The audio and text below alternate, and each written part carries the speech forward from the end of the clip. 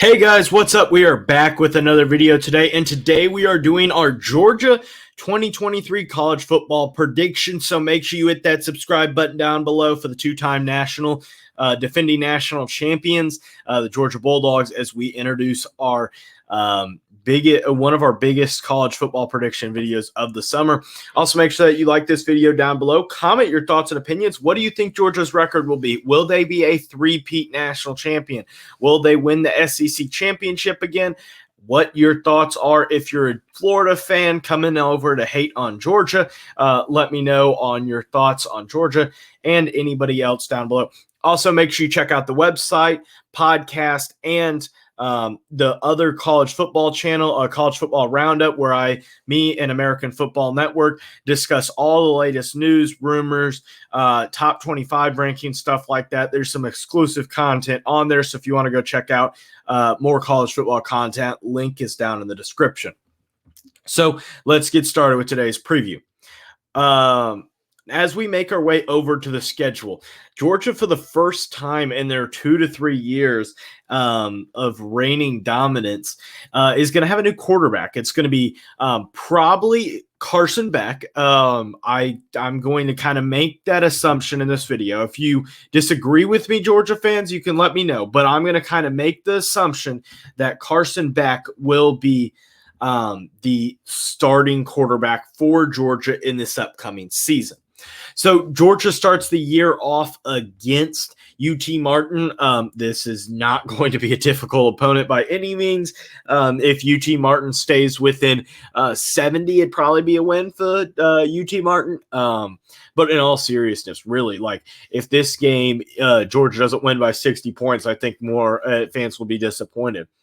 But should be an easy win there. Once again, you play Ball State, another easy win. This is just not going to be much of an issue. It's just going to be like an easy win. Ball State's not going to be much of an issue. They have some decent players, but they're not even a really good MAC school, to be honest. I don't even have them in the top 3 of the MAC this year.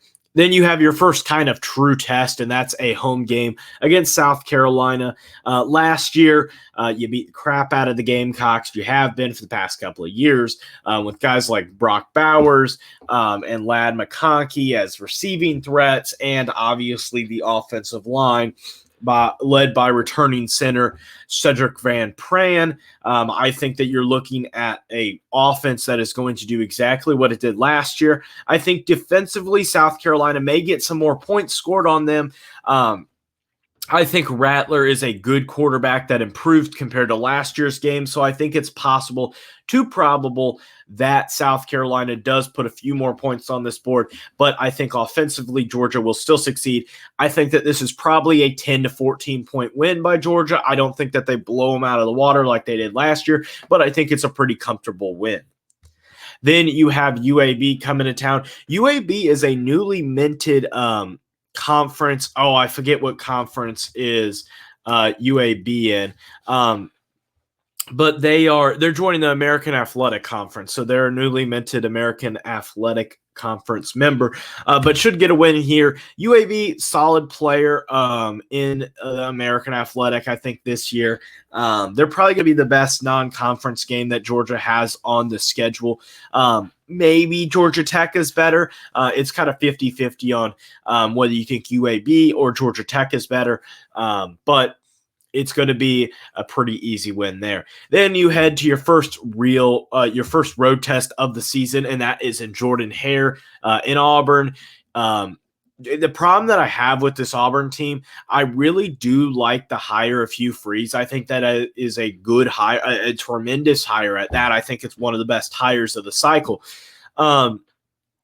But with Hugh Freeze, you're put in a really difficult spot. The program was it wasn't run into the ground like some programs have been, but it definitely was left with a lackluster overall setting, because I just don't think that in any sense Auburn was really left with a lot. So Auburn probably going to have to take an L here. I think Georgia once again gets the win. I think that it could be maybe a little bit competitive, but my guess is Georgia blows them out. Then you have Kentucky coming to town. This should be probably a pretty easy game. Kentucky played them decently well last year for about 2 quarters, maybe 2.5, depending on if you're a Kentucky fan or a Georgia fan.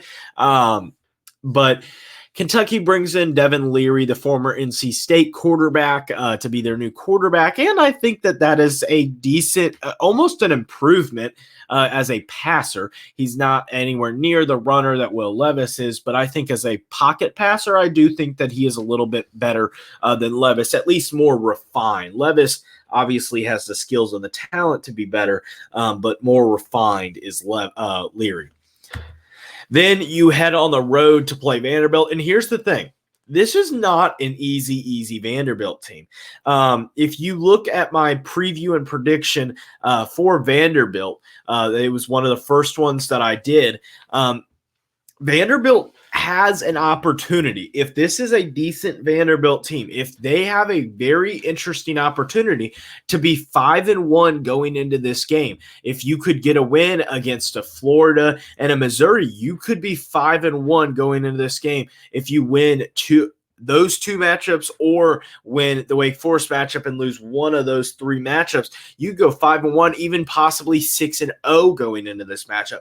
So this is probably not going to be the same 2-4, 1-5 Vandy team that you face every year. By no means is Georgia going to have a competitive game with Vandy, do I think? But do I think it will be a 63-0, 59-0 type of just absolute beatdown? No, I don't think it will. I think it will be a little bit better of a matchup. And with A.J. Swan at quarterback, I think that you do have a little bit of experience there. But again, I say all that basically more as to pump Vandy up a little bit, even though we know Georgia will probably crush them. Then you have a bye week before you head down to Jacksonville to play the Gators. This is kind of a interesting matchup here. It's later on in the season. Billy Napier, I think, has the Florida team getting in a little bit better position than it previously was at, but you lost your quarterback. You really don't have a replacement ready. You're kind of in a tough spot. It's a spot that I think Florida fans are going to be a little bit scared of at the end of this season. It's possible Florida only wins 5 or 6 games. It really is possible. And to say all that, Georgia's going to beat them. Georgia's probably going to crush them. Once again, it's not going to be a fun game for Florida. Then you welcome in Missouri. Missouri almost beat Georgia last year. So by no means is this going to be an easy walk in the park game. But I think at the same time, I think Georgia will be much more aware that this is a team that has an ability to win ball games and an ability to play competitive.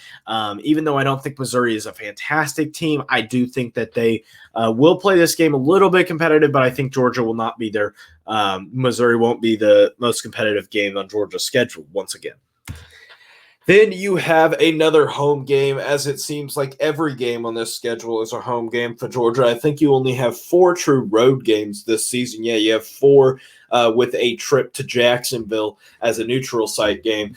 But like I said, you bring in Ole Miss to play. The Rebs, they're in an interesting spot. Jackson Dart, Spencer Sanders, they're okay at quarterback. They're not fantastic. I think that you probably get a win. I think that this is just a team that is just okay. They're not bad by any means, but they're just not really that great. It is a team that I think is probably going to win about 7 to 8 games. It's going to be a solid season for the Rebs, but by no means do I think that this is a game in which Tennessee or Ole Miss is able to come into Sanford Stadium and be able to compete with the Georgia team. Then you head to Neyland for probably your toughest test of the season with this game. So with this matchup particularly, it kind of comes down to this particular kind of matchup. How good is Carson Beck and how good is Joe Milton? And if those two, or maybe it's Nico, I'm not going to even try to pronounce his last name, the Tennessee 5-star quarterback. But whoever is, I think, the better quarterback is going to have a little bit of advantage. But I think what this game really comes down to is defense. And defense wins championships, as Georgia has learned these past 2 years. And that's something that Tennessee lacks. I think that Georgia gets the W here, though I think it will be a much more competitive game and probably one that goes down to the wire. Then finally, in your final game of the season with a shocking result, I'm going to have Georgia winning this game. So for the first time in my predictions, I have a team going 12-0. I think that this is a game in which they have very little to fear in a manner of, I think that they're going to get a dub. I think that Georgia Tech is in a better position than they were under Jeff Collins, but I still think that this is a team that needs a lot of work.